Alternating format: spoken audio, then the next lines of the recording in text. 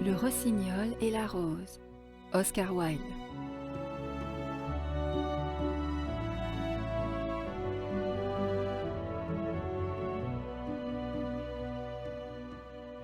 Elle m'a dit qu'elle danserait avec moi si je lui apportais des roses rouges, s'écria le jeune étudiant. Mais dans tout mon jardin, il n'y a pas de roses rouges. De son nid dans le chêne vert, le rossignol l'entendit et le regarda à travers le feuillage et s'étonna.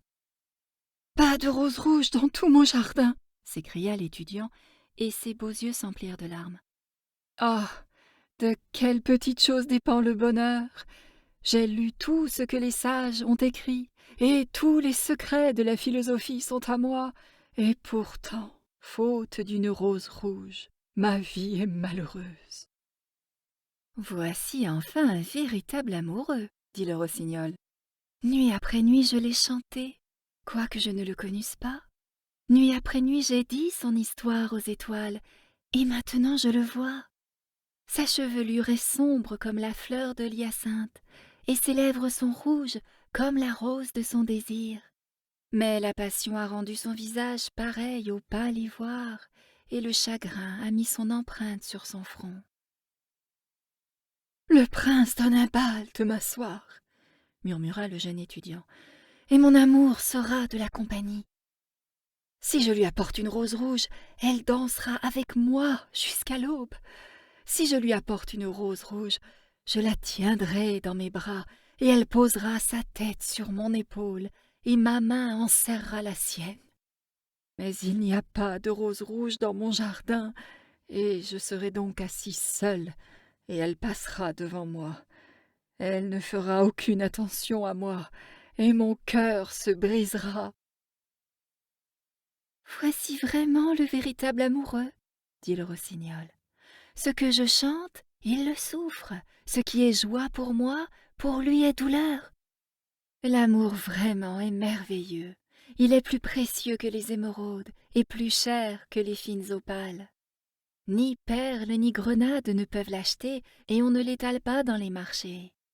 Les négociants ne peuvent en faire un plette et on ne peut lui donner son poids d'or.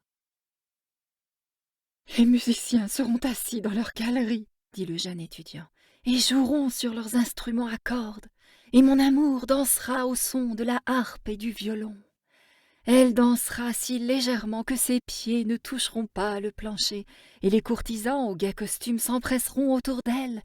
Mais avec moi elle ne dansera pas, car je n'ai pas de rose rouge à lui donner. » Et il se jeta sur l'herbe et enfouit son visage dans ses mains et pleura.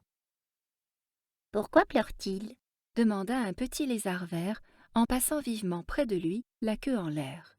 « Pourquoi, en effet » dit un papillon qui voltait après un rayon de soleil. « Oui, pourquoi » chuchota une pâquerette à sa voisine d'une voix basse et douce. « Il pleure pour une rose rouge » dit le rossignol. « Pour une rose rouge » s'écrièrent-ils. « Comme c'est ridicule !» Et le petit lézard, qui était quelque peu cynique, rit tout haut. Mais le rossignol comprenait le secret de la douleur de l'étudiant, et resta silencieux dans le chêne, et pensa au mystère de l'amour. Soudain, il étendit ses brunes ailes pour s'envoler, et prit son essor dans les airs. Il traversa le bocage comme une ombre, et comme une ombre, il passa sur le jardin. Au milieu de la pelouse s'élevait un beau rosier, et dès qu'il le vit, il s'abattit sur une branche. « Donne-moi une rose rouge !» s'écria-t-il, « et je te chanterai ma plus douce chanson. » Mais l'arbre secoua la tête. « Mes roses sont blanches, » répondit-il, « blanches comme l'écume de la mer, et plus blanches que la neige sur la montagne. Mais va voir mon frère qui croît au pied du vieux cadran solaire, et peut-être te donnera-t-il ce que tu désires. » Le rossignol vola donc vers le rosier qui croissait au pied du vieux cadran solaire. « Donne-moi une rose rouge !» s'écria-t-il, « et je te chanterai ma plus douce chanson. » Mais l'arbre secoua la tête. « Mes roses sont jaunes, » répondit-il, « jaunes comme la chevelure de la sirène assise sur son trône d'ambre. est plus jaune que l'asphodèle qui fleurit dans le pré avant que le faucheur ne vienne avec sa faux. Mais va voir mon frère qui croît sous la fenêtre de l'étudiant, et peut-être te donnera-t-il ce que tu désires. » Le rossignol vola donc vers le rosier qui croissait sous la fenêtre de l'étudiant. « Donne-moi une rose rouge, s'écria-t-il, et je te chanterai ma plus douce chanson. » Mais l'arbre secoua la tête. « Mes roses sont rouges, répondit-il, rouges comme les pattes de la colombe, et plus rouges que les grands éventails de corail qui s'agitent sans cesse dans la caverne de l'océan. Mais l'hiver a glacé mes veines, et le gel a brûlé mes boutons, et la tempête a cassé mes branches, et je n'aurai pas de rose de toute cette année. »« Une seule rose rouge est tout ce que je désire, » s'écria le rossignol. « Rien qu'une rose rouge. N'est-il pas de moyen par lequel je puisse l'obtenir ?»« Il y a un moyen, » répondit l'arbre, « mais il est si terrible que je n'ose pas te le dire. »« Dis-le-moi, » fit le rossignol, « je n'ai pas peur. »« Si tu désires une rose rouge, » dit l'arbre, « tu dois la créer avec de la musique au clair de lune et la teindre du sang de ton propre cœur. Tu dois chanter pour moi ton sein contre une épine. Toute la nuit, tu dois chanter pour moi, et l'épine doit te percer le cœur, et le sang de ta vie doit couler dans mes veines et devenir mien. » « La mort est un bien grand prix à payer pour une rose rouge, » cria le rossignol. « Et la vie est très chère à tous. Il est agréable de rester dans le bois vert et de regarder le soleil dans son chariot d'or et la lune dans son chariot de perles. Douce est la senteur de l'aubépine, et douces sont les campanules qui se cachent dans la vallée, et la bruyère qui ondule sur la colline. Pourtant, l'amour est meilleur que la vie, et qu'est le cœur d'un oiseau comparé au cœur d'un homme. » Il étendit donc ses brunes ailes pour s'envoler, et prit son essor dans les airs. Il survola le jardin comme une ombre, et comme une ombre passa dans le bocage. Le jeune étudiant était encore étendu sur l'herbe où il l'avait laissé, et les larmes n'étaient pas encore séchées dans ses beaux yeux. « Sois heureux, » cria le rossignol, « sois heureux. Tu auras ta rose rouge. Je la créerai de la musique au clair de la lune, et la teindrai du sang de mon propre cœur. Tout ce que je te demande en retour, c'est d'être un véritable amoureux, car l'amour est plus sage que la philosophie, quoique celle-ci soit sage, et plus fort que la puissance, quoique celle-ci soit forte. Couleur de flamme sont ses ailes, et coloré comme la flamme est son corps. Ses lèvres sont sucrées comme le miel, et son souffle est comme de l'encens. » L'étudiant regarda de l'herbe où il était couché, et écouta, mais il ne put comprendre ce que lui disait le rossignol, car il ne savait que les choses qui sont écrites dans les livres.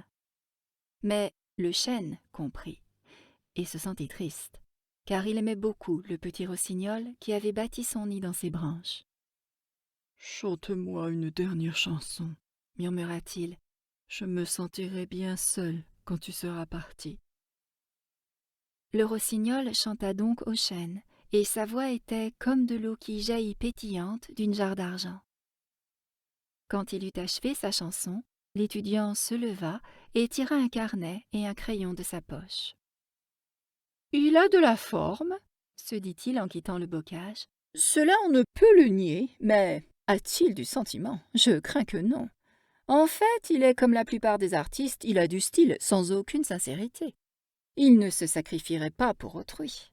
Il ne pense qu'à la musique, et chacun sait que les arts sont égoïstes.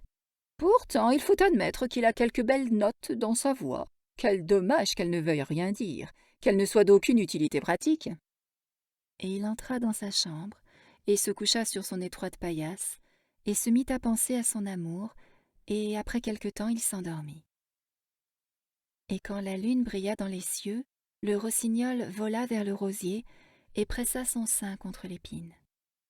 Toute la nuit il chanta, le sein contre l'épine, et la froide lune cristalline s'inclina pour l'écouter.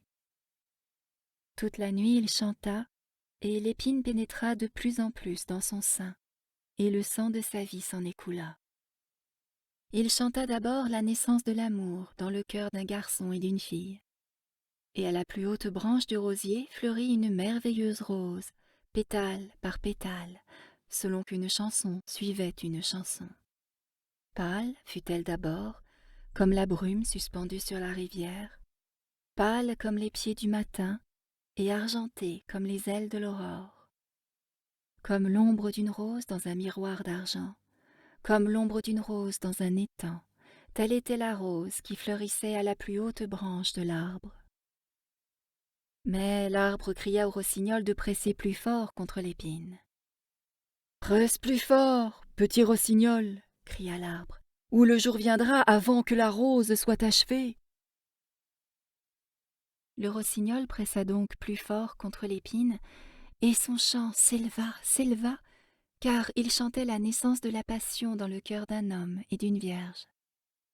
Une délicate rougeur vint aux pétales de la rose, comme la rougeur au visage du fiancé quand il baise les lèvres de la fiancée.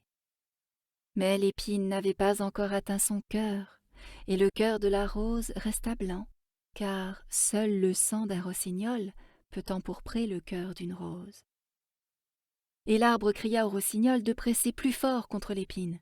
« Presse plus fort, petit rossignol !» cria l'arbre, « ou le jour viendra avant que la rose soit achevée. » Le rossignol pressa donc plus fort contre l'épine, et l'épine lui toucha le cœur, et un farouche frisson de douleur le déchira. Amère, amère était sa douleur, et de plus en plus sauvage s'élevait sa chanson, car il chantait l'amour qui s'accomplit dans la mort, l'amour qui ne meurt pas dans la tombe. Et la merveilleuse rose devint pourpre comme la rose du ciel oriental. Pourpre était la ceinture de pétales, et pourpre comme un rubis était le cœur. Mais la voix du rossignol s'affaiblit, et ses petites ailes se mirent à battre, et un voile lui couvrit les yeux. De plus en plus faible était son chant, et il sentait quelque chose dans sa gorge qui l'étouffait. Alors il exhala son dernier souffle de musique. La blanche lune l'entendit, et elle en oublia l'aube, et s'attarda dans le ciel. La rose rouge l'entendit, et elle en trembla tout entière d'extase, et ouvrit ses pétales à l'air froid du matin. Écho le porta jusqu'à sa caverne violette dans les montagnes, et tira de leurs rêves les bergers endormis. Il flotta jusqu'aux roseaux de la rivière, qui portèrent son message à la mer. « Vois, vois !» cria l'arbre, « la rose est maintenant achevée !» Mais le rossignol ne fit pas de réponse, car il gisait mort dans l'herbe haute, l'épine dans son cœur. Et à midi, l'étudiant ouvrit sa fenêtre et regarda au dehors.